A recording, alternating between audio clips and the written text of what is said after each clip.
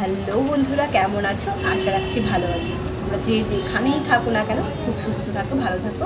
সকাল বাজে 10টা, তো আবার পুজো হয়ে গেছে অনেকক্ষণ আগেই।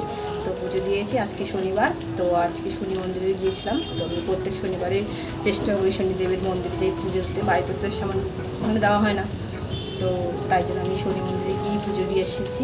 তো দেখো আমার পুজো হয়ে গেছে। গোপাল সেনা, আমার ছেলেদেরকে কেমন লাগছে তোমরা সবাই বলো বন্ধুরা।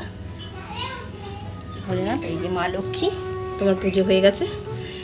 তো আমরা রোজ অন্নভোগ দিতে পারি না বন্ধুরা, কারণ আমরা আমিষ খাই, তো নিরামিষ তো সেমন হয় না। তো ভোগ যেদিন বানাই সেদিনই আমরা দিতে পারি। তো যদি নিরামিষ আহার করতাম সর্বদাই, তো তোমাদের সাথে শেয়ার করতে পারতাম গোপালকে আমরা অন্নভোগ দিই। এটার মধ্যেও একটা গল্প আছে, সেই গল্পটা আমি তোমাদের সাথে আজকে শেয়ার করছি। তো আমি কিছু ভেন্ডি বেজে নিয়েছি, আর মানে ভেন্ডি এনেছিল তো বাজার থেকে। তো ভেন্ডিগুলো দেখলাম কাটার পরে যে বাড়তি হয়ে গেছে। ভেন্ডি জানোই ঘরে থাকলে মানে সেই ভেন্ডিগুলো আর খাওয়া যায় না, অনেকগুলো ভেন্ডি থাকে, মানে বাড়তি হয়ে যায় ঘরে থাকতে থাকতেই। আমি ভাত বসিয়েছি এখানে, আর আজকে আমি পটল আর হলো পেঁয়াজ, রসুন, লঙ্কা দিয়ে আমাকে বাটা করব, তো সেটা তোমাদের সাথে শেয়ার করবো। তোমরা কে এই দেখো বন্ধুরা, আমি এখানে পটলগুলোকে ঝিরিঝিরি করে কেটে নিয়েছি। আর এটা হলো রসুন, পেঁয়াজ আর লঙ্কা দিয়ে এটা এখানে রেখেছি আর ঠান্ডা হওয়ার জন্য। ভেজে নামালাম তো এখনই, তো ঠান্ডা হওয়ার জন্য নামিয়েছি।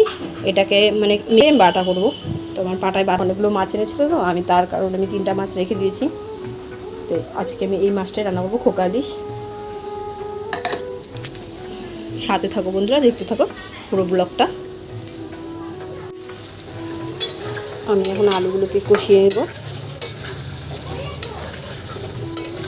বেগুনও দিব, কিন্তু বেগুনটাকে আমি ভেজে রেখেছি, পরে ঝোলের মধ্যে। আমারও ভীষণ মন খারাপ হয়ে যেত যে আমি আমাদের গোপালকে সেমন ভোগ রান্না করে দিতে পারছি না। তো যেটা ঘরে থাকে, বাজার একটু দূরে, যে তার কারণে মিঠা বাবা সকাল সকাল বাজার মানে কাজে চলে যায়, তার কারণে কিছু মানে মিষ্টি বা কিছু আনতেও পারে না। তো ঘরে ফল থাকলে ফলটা আমি দিই, আর নকুনদানা, বাতাসা বা কিশমিশ দিয়ে এইসব দিয়েই দিই। তো যখন সবাইকে দেখি যে এত সুন্দর করে পুজো দিচ্ছে, তখন নিজের অনেক মানে মন খারাপ হয়ে যায়। তখন আমি যখনই পুজো দিতে চাই আমার খুব মন খারাপ, শুধু ভাবি যে আমার গোপাল মানে কোনো ভোগ পাচ্ছে না, হয়তো আমি গরিব বলে আজকে গোপালের এতটাই কষ্ট হচ্ছে আমাদের বাড়িতে থাকতে। মানে মনের মধ্যে অনেক রকম আজে বাজে কথা মানে মনের মধ্যে ঘুরপাক খায় যে আমাদের বাড়িতে এসে গোপালের কষ্ট হচ্ছে। আমি মানে মন দিয়ে পুজো দিই, কিন্তু কী বলতো সেই মানে সেটা পারছি না। তো আমাকে গোপাল রাত্রে স্বপ্নতে দেখায় যে গোপাল একটা ভাঙ্গা চোরা কুটিতে, মানে কুটির ঘরে একদম কিছু নেই, মানে ঘরের মধ্যে ভাঙ্গা একদম। তো সেখানে একটা আসন বিছানো আছে, তো ওখানে বসে আছে গোপাল। আর গোপালকে দেওয়া আছে যে একটা মানে থালা, মানে স্টিলের থালা আর একটা গ্লাসের মধ্যে 2টা নকুলদানা, শুধু 2টা নকুলদানা। আর আমি আমার গোপালকে ঘরে না পেয়ে, মানে স্বপ্নের মধ্যে দেখছি যে না পেয়ে আমি তো এতটাই চিন্তা, ঘরে নেই তো গোপাল কোথায়, মানে স্বপ্নের মধ্যেই আমি গোপালকে খুঁজতে খুঁজতে একটা ওই বাড়িতে চলে যাই যে বাড়িতে গোপাল আছে, মানে ভাঙ্গা ঘরের মধ্যে। তো গোপাল বসে আছে, 2টা নকুলদানা দেওয়া আছে।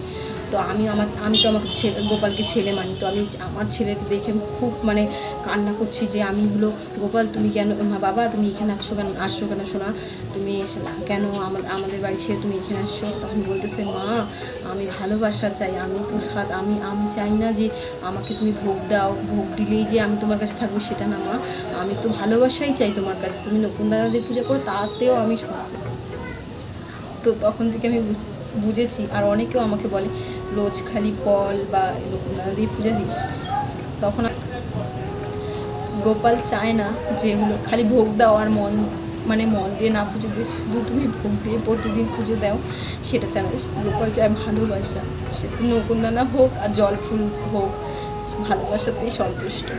তো আমার এই অনেকে বলে গোপালের নীলা কথা বলতে নেই, তো সেটা না বলা যায়, গোপাল আরও খুশি হয়, তাতে গোপাল আরও স্বপ্ন দেখায়, আরও দর্শন দেখায়। এমন অনেক দর্শনের কথা আছে গোপালের, যেগুলো আমার কাছে আছে, সেগুলো আমি তোমাদের সাথে সবটাই শেয়ার করব।